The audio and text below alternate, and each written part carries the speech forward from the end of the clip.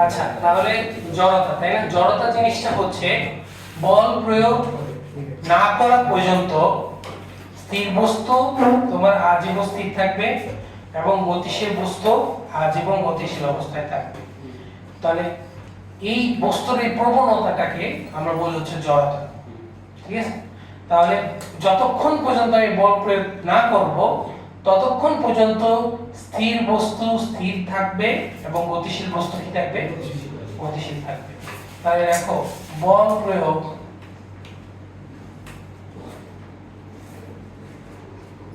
না করা পর্যন্ত বল প্রয়োগ না করা পর্যন্ত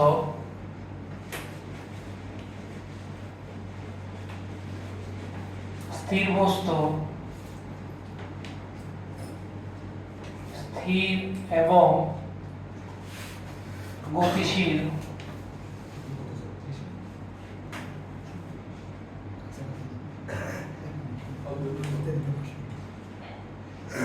গতিশীল বস্তু গতিশীল থাকতে চায়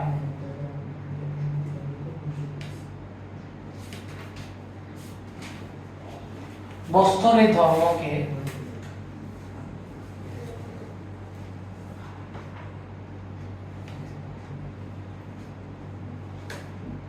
বস্তুর এই ধর্মকে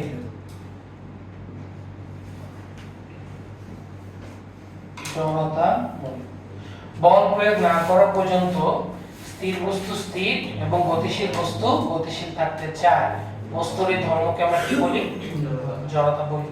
তাহলে খেয়াল করো, জড়তাকে আমরা দুইটা ভাগে ভাগ করতে পারি, তাই না? একটা হবে স্থিতি জড়তা আর একটা কি হবে? গতি জড়তা। তাহলে দেখো, জড়তা দুই প্রকার। জড়তা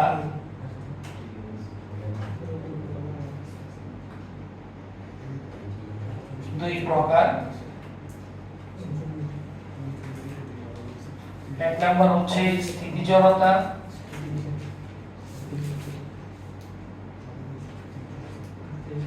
দুই নাম্বার হবে গতি জড়তা।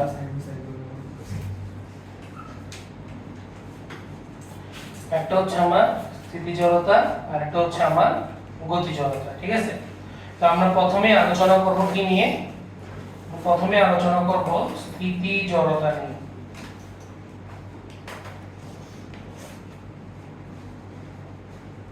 স্থিতি জড়তা নিয়ে আমরা এটা প্রথমে আলোচনা করব। আরেকটা জিনিস, এই চ্যাপ্টারটা আমরা রিভিশন ক্লাস যেভাবে করায় সেভাবে আমরা পড়ব, ঠিক আছে? অর্থাৎ এই চ্যাপ্টারটা আমরা স্থির তড়িতের মতো এত বিস্তারিত ভাবে পড়বো না। স্থির তড়িতে যেভাবে আমরা অনেক ক্লাস লাগাইছি পুরো চ্যাপ্টারটা শেষ করার জন্য, এই চ্যাপ্টার শেষ করতে এত বেশি ক্লাস লাগবে না, ঠিক আছে? তাহলে এটা আমরা পড়বো হচ্ছে রিভিশন ক্লাস, যেভাবে আমরা রিভিশন দিই সেভাবে, ঠিক আছে? আচ্ছা, তাহলে খেয়াল করো, স্থিতি জড়তা। স্থিতি জড়তা তাহলে কি হবে? স্থিতি জড়তা হচ্ছে স্থিতিশীল বস্তুর যে স্থির থাকতে চাওয়ার যে প্রবণতা, এই প্রবণতাকে আমরা বলি হচ্ছে স্থিতি জড়তা। তাহলে স্থিতিশীল বস্তুর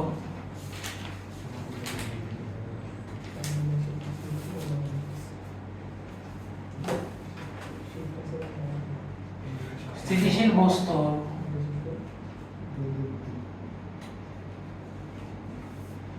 স্থিতিশীল বস্তুর স্থির থাকতে চাওয়ার প্রবণতাকে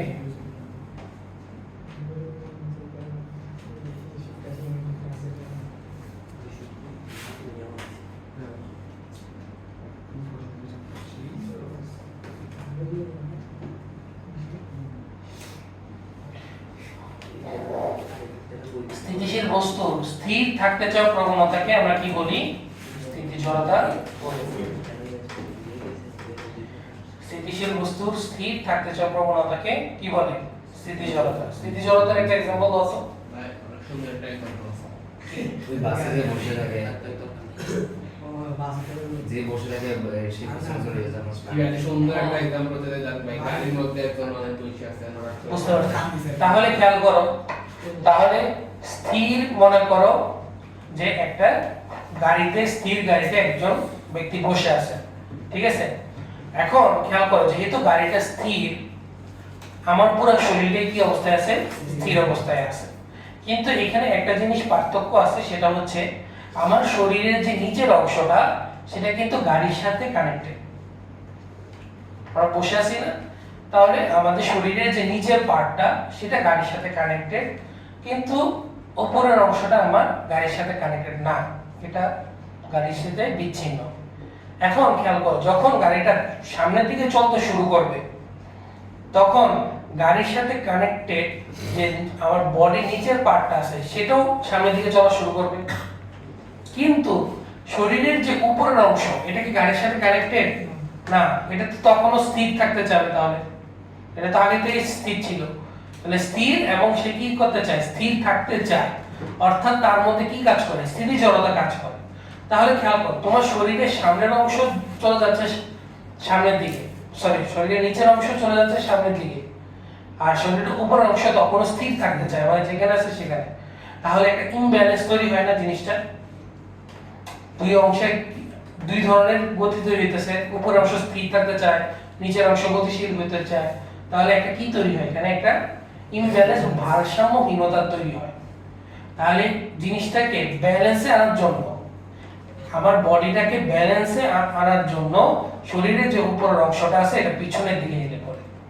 তাহলে ফলে দেখো সামনের নিচের অংশ সামনে যায়, উপরের অংশ পিছনে যেতেছে, প্লাসে মাইনাসে কি হয়ে যাচ্ছে, নিউট্রাল।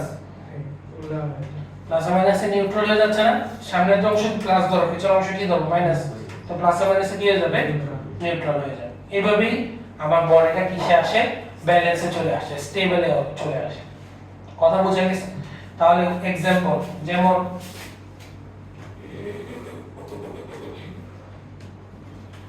স্থির গাড়িতে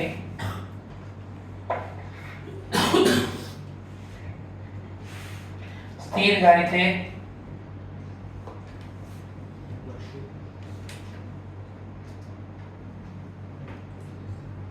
স্থির গাড়ি হঠাৎ চলা শুরু করলে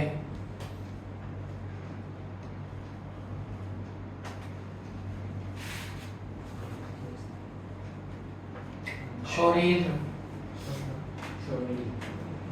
পেছনের দিকে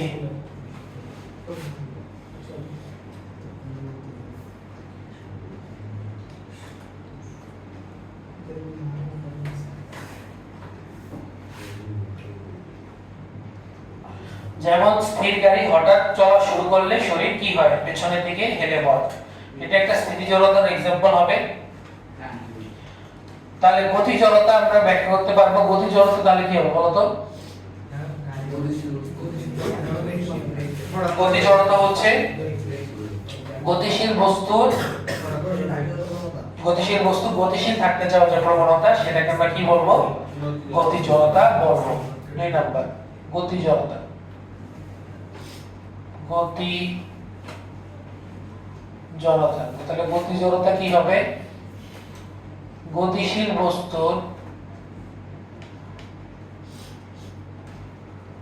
গতিশীল থাকতে চাওয়া প্রবণতাকে গতিশীল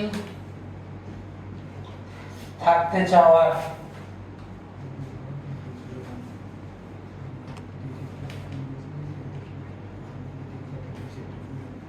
প্রবণতাকে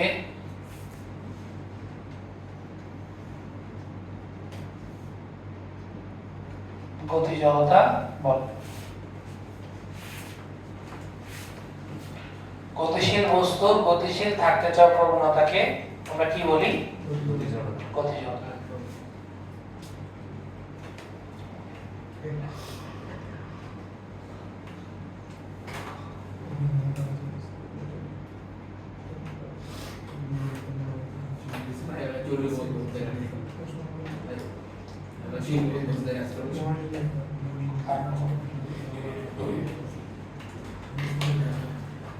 তাহলে গতি জড়তার একটা एग्जांपल দেওয়া যায়। চলন্ত বাস হঠাৎ করে যদি থেমে যায় তাহলে আমরা গতি জড়তা পাবো। কিভাবে পাবো দেখো, মনে করো একটা বাস চলন্ত অবস্থায় আছে, ঠিক আছে, একটা বাস চলন্ত অবস্থায় আছে, তাহলে বাস যেহেতু চলন্ত, তুমি যদি ওই বাসের মধ্যে দাঁড়াও তাহলে তোমার বডিও গতিশীল অবস্থায় আছে, তাই না? ওই স্থিতিজড়তার মতো গতিজড়তাটাও দেখো, শরীরে বডির নিচের পার্ট কার সাথে যুক্ত আছে? বাসের সাথে যুক্ত আছে। তাহলে বাস যদি হঠাৎ করে ব্রেক চাপে, তাহলে খেয়াল করো শরীরে যে নিচের অংশ, বডি পার্টটা, নিচের বডি পার্ট, এটা কি হচ্ছে? থেমে যাবে না অটোমেটিক্যালি? বাস থেমে গেলে অটোমেটিক্যালি এটা, কিন্তু শরীরের উপরের অংশ তখন কি থাকতে চায়? গতিশীল থাকতে চায়। তার মধ্যে তখনও কি থাকে? গতিজড়তা থাকে। তাহলে ফলে আমার বডি, দেখো বডির নিচের অংশ কিন্তু থেমে গেছে, কিন্তু বডির উপরের অংশ কি থাকতে চায়? গতিশীল। তাহলে আবার একটা ইমব্যালেন্স তৈরি হয়েছে না, ভারসাম্যহীনতা তৈরি হয়েছে। তো জিনিসটাকে আবার কিসে আনতে? স্টেবলে আনতে আবার শরীরের সামনের অংশ কি হয়ে যায়? সামনের দিকে, উপরের অংশ সামনের দিকে ঝুঁকে পড়ে। কথা বুঝা গেছে? তাহলে এটা কি কার কারণে হয়? গতিজড়তার কারণে হয়। তাহলে যেমন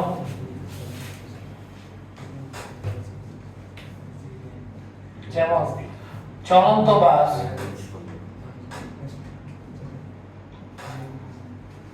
হঠাৎ ব্রেক চাপলে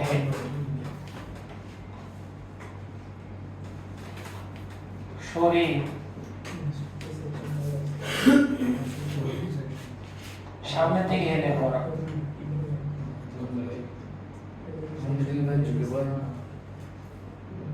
হেলে পড়া, ঝুঁকে পড়া, একই কথা।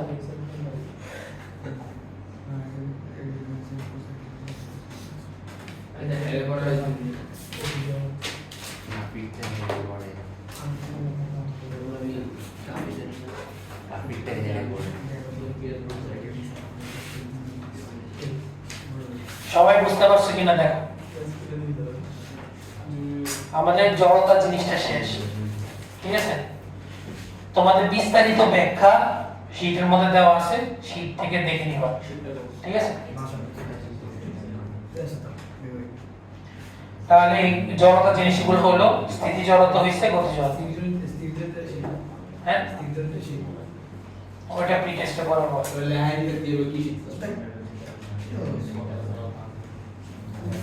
যা লেগেছে সেগুলোই।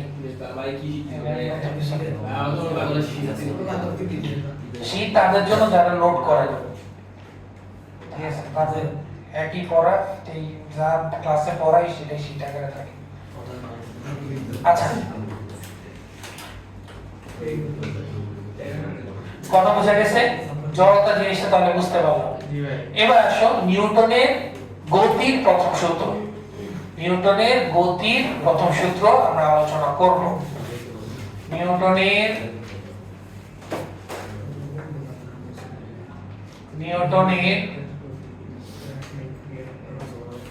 গতির প্রথম সূত্র। ভাই এই সূত্রকে ভাই মানে আপেল করার কারণে বুঝিনি এটাকে আপেল করার কারণে কি সূত্র? না না না, দেখো তাহলে নিউটনের গতির প্রথম সূত্র। নিউটনের গতির প্রথম সূত্রকে আমরা জড়তার সূত্র বলে থাকি। নিউটনের গতির প্রথম সূত্রকে কি বলা হয়? জড়তার সূত্র বলা হয়। অর্থাৎ জড়তার যে সংজ্ঞা সেটাই নিউটন তার প্রথম সূত্রে তিনি এটা দিয়েছেন, ঠিক আছে?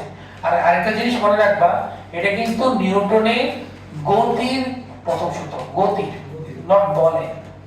কিন্তু আলোচনা করা হয় বল চ্যাপ্টারে, কারণ হচ্ছে গতি আর বল পরস্পর কিন্তু কানেক্টেড জিনিস, ঠিক আছে? তাহলে নিউটনের গতির প্রথম সূত্রকে কি বলা হয়? জড়তার সূত্র বলা হয়। এটাকে আমরা জড়তার সূত্র বলে থাকি। তাহলে জড়তার সূত্র কি ছিল? বাহ্যিক বল প্রয়োগ না করা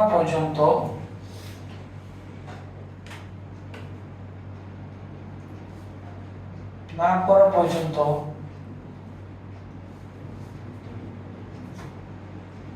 স্থির বস্তু স্থির থাকবে এবং সমবেগে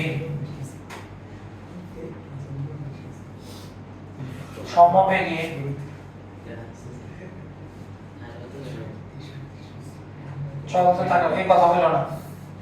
সমবেগে চলতে থাকা বস্তু সুষম দ্রুতিতে চলতেই থাকবে।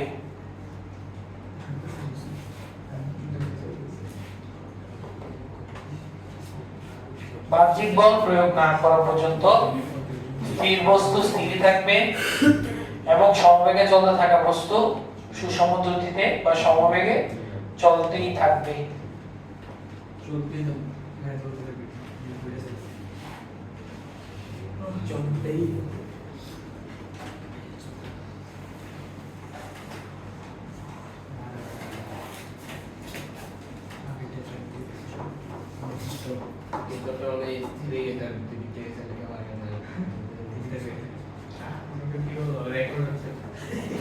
তাহলে জিনিসটা কি বলছে দেখো, আমরা কিন্তু প্রথম অংশটা কিন্তু সহজেই দেখি, তাই না? প্রথম অংশটা স্থির বস্তু আজীবন স্থির থাকে। আমি যদি কোনো বল প্রয়োগ না করি, দেখো আশেপাশে বই খাতা এগুলোতে আমি কোনো বল দিচ্ছি না, কারণ এগুলো নিজের জায়গায় যেভাবে আছে সেভাবেই আছে। কিন্তু শেষের অংশটা আমরা সচরাচর ব্যবহারিক জীবনে আমরা এটা দেখি না। মনে করো কোনো একটা বস্তু যদি সমবেগে চলা শুরু করে, দেখবা যে একটা সময় শেষে এটা চলা বন্ধ হয়ে যায়। তার কারণটা কি? অবশ্যই ফ্রিকশন বা ঘর্ষণের কারণে বা বাতাসের বাধার কারণে। তো আমরা ধরে নিব, খেয়াল করো, কিন্তু মহাকাশে কোনো ঘর্ষণ নাই, বাতাসের বাধা নেই। তাহলে মহাকাশ যখন বাতাসের বাধা বা ঘর্ষণ যখন না থাকবে, তখন সমবেগে চলতে থাকা বস্তু সমবেগে বা সুষম দ্রুতিতে চলতেই থাকবে। কথা বুঝা গেছে? যখন ঘর্ষণ আর বাতাসের বাধা যখন থাকবে না তখন। কথা ক্লিয়ার? তাহলে এটাই আমাকে নিউটনের গতি প্রথম সূত্র আমাকে বলে। এখন সবচেয়ে ইম্পর্টেন্ট জিনিস, এই জড়তাকে ভাঙার জন্য কি করতে হবে? জড়তা ভাঙার জন্য কি দরকার? ধাক্কার দরকার, ধাক্কা দেওয়া দরকার, তাই না? মনে করে একটা জড়তা স্থির অবস্থায় আছে, ঠিক আছে?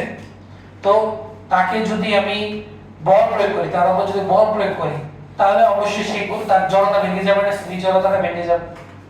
অথবা যদি কোনো একটা বস্তু সমবেগে গতিশীল থাকে, তার উপর যদি আমি বল প্রয়োগ করি, তাহলে কি হবে বলতো? তার বেগের পরিবর্তন হবে না। আমি চাইলে বস্তুটাকে বল দিয়ে থামায় দিতে পারি, অথবা ওর বেগ বৃদ্ধি করে দিতে পারি। তাহলে আমার দুই ক্ষেত্রে বেগের পরিবর্তন হচ্ছে, এবং বেগের পরিবর্তন হয় কার কারণে? বল প্রয়োগের কারণে। তাহলে দেখো বল, আমার নেক্সট টপিক হচ্ছে বল।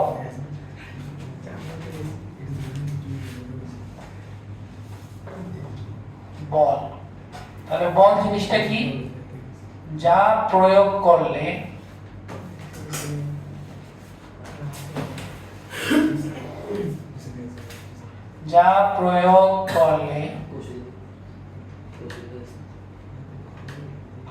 স্থির বস্তু গতিশীল হয়, যা প্রয়োগ করলে স্থির বস্তু গতিশীল হয় এবং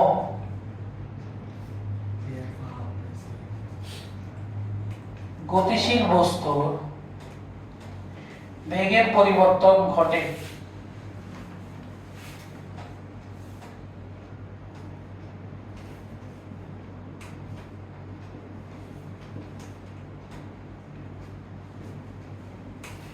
তাকে বল বলে।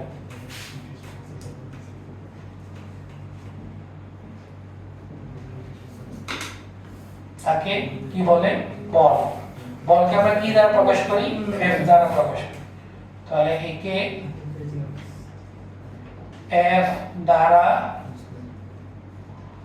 প্রকাশ করা হয়। যা প্রয়োগ করলে স্থির বস্তু গতিশীল হয় এবং গতিশীল বস্তুর বেগের পরিবর্তন ঘটে, তাকে আমরা কি বলি? বল বলি। আর বলকে আমরা কি দ্বারা প্রকাশ করি? ক্যাপিটাল এফ দ্বারা আমরা এটাকে প্রকাশ করা হয়।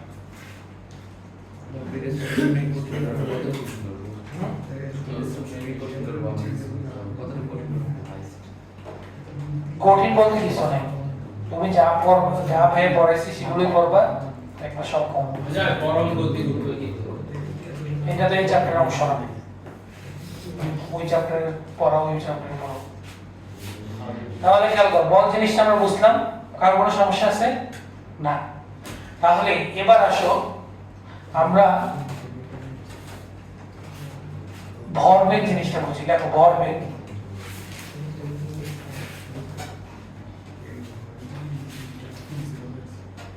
ভর বেগ, ভরবেগকে ইংলিশে আমরা লিখি হচ্ছে মোমেন্টাম। দেখো ভরবেগকে আমরা ইংলিশে মোমেন্টাম দিয়ে প্রকাশ করি, ঠিক আছে? তাহলে ভরবেগ জিনিসটা কি? দেখো ভরবেগ মানে হচ্ছে ভর ইনটু বেগ। তাহলে কোন বস্তুর ভর ও বেগের গুণফলকে কি বলা হয়? ভরবেগ বলা হয়। তাহলে কোন বস্তুর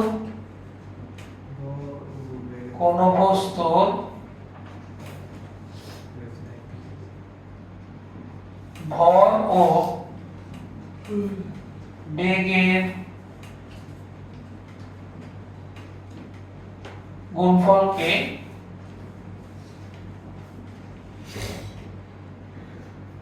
ভরবেগ বলে। অর্থাৎ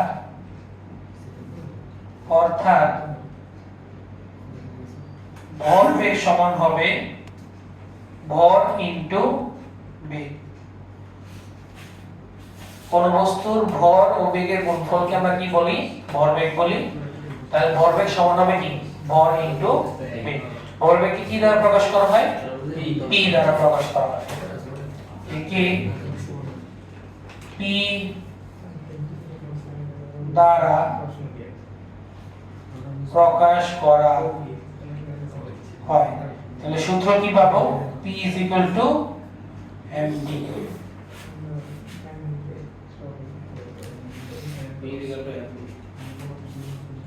ভর হচ্ছে m, বেগ হচ্ছে v, md।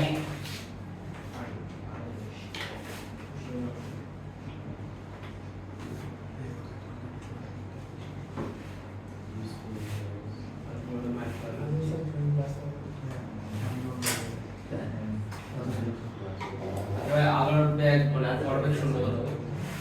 আলোর ভরবেগ শূন্য কত? আর ব্যাগ থেকে শূন্য ওইটা মডার্ন ফিজিক্সের অংশ। মডার্ন ফিজিক্সের ক্ষেত্রে ভরবেগের হিসাব আলাদা। আমরা যা পড়তেছি এগুলো হচ্ছে ক্লাসিক্যাল ফিজিক্সের অংশ। মডার্ন ফিজিক্স মডার্ন ফিজিক্স আলোর বেগ মডার্ন ফিজিক্সের অংশ, কারণ আলোর বেগ অত্যন্ত বেশি বেগের ক্ষেত্রে তখন মডার্ন ফিজিক্স কাজে লাগে। আর এইসব বেগ ছোটখাটো বেগ 10 মিটার পার সেকেন্ড বা 20 মিটার পার সেকেন্ড, 30 মিটার, এগুলো হচ্ছে মডার্ন ক্লাসিক্যাল ফিজিক্সের অংশ। এই কারণে এখানে বেগের হিসাব আলাদা। আচ্ছা দেখো, তাহলে ভরবেগের একে আমরা কি দ্বারা প্রকাশ করি? p দ্বারা আমরা এটাকে প্রকাশ করি। তাহলে p সমান হচ্ছে আমার mv। তাহলে খেয়াল করো, একটা চিত্র যদি আমি আঁকি, মনে করো এটা হচ্ছে আমার m ভরের একটা বস্তু, m ভরের বস্তু v বেগে গতিশীল। দেখো কোন ডাইরেকশনে গতিশীল? সামনে থেকে।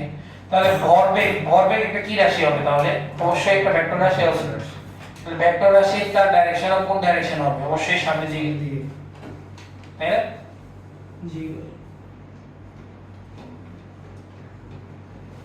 তাহলে আমরা লিখতে পারি যে ভরবেগ একটি ভেক্টর রাশি। ভরবেগ একটি ভেক্টর রাশি, এর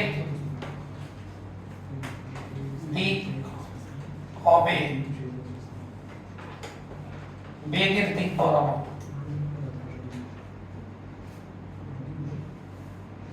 বেগের দিক বরাবর। অর্থাৎ p ভেক্টর সমান হচ্ছে mv ভেক্টর। যদি আমি ভেক্টর রূপে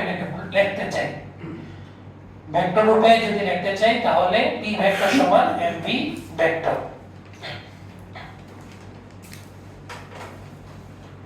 ঠিক আছে? আর ভরবেগের একক কি হবে? ভরবেগের একক দেখো একক কত হবে ভরের একক হচ্ছে কেজি কেজি বেগের একক হচ্ছে মিটার পার সেকেন্ড তাহলে ভর বেগের একক আসছে কেজি এমএস ইনভার্স 1 আচ্ছা এবার তো কোন